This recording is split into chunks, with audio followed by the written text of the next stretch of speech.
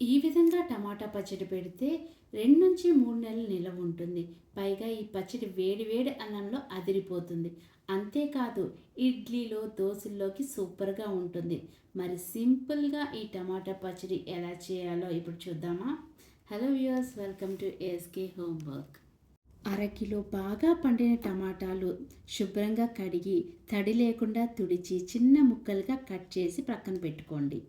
ఇప్పుడు ప్యాన్లో 1 కప్పు నువ్వుల నూనె వేసుకొని 1 టీ స్పూన్ ఆవాలు, 1 టీ స్పూన్ మెంతులు, 1 టేబుల్ స్పూన్ పొట్టు మినపప్పు, 3 ఎండుమిర్చి, పావు కప్పు కట్ చేసుకున్న వెల్లుల్లి రెబ్బలు కూడా వేసి ఇందులోనే 1 రెబ్బ కరివేపాకు కూడా వేసుకొని పోపు దినుసులన్నీ బాగా ఫ్రై చేసుకోవాలి.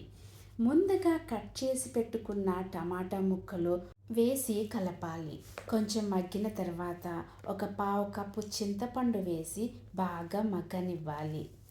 తర్వాత 1 ముప్పావు కప్పు పచ్చికారం, తగినంత ఉప్పు వేసి బాగా కలుపుకొని మూత పెట్టి మగ్గనివ్వాలి. 5 నుంచి 7 నిమిషాలు మగ్గిన తర్వాత ఒకసారి చెక్ చేసుకొని ఆయిల్ సెపరేట్ అయ్యాక స్టవ్ ఆఫ్ చేసి చల్లారనివ్వాలి. పూర్తిగా చల్లారిన తర్వాత ఎయిర్ టైట్ గ్లాస్ జార్లో స్టోర్ చేసుకుంటే 2 నుంచి 3 నెలల వరకు నిల్వ ఉంటుంది.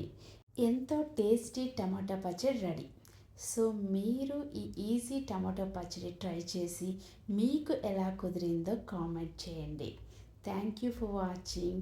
Please subscribe for more recipes.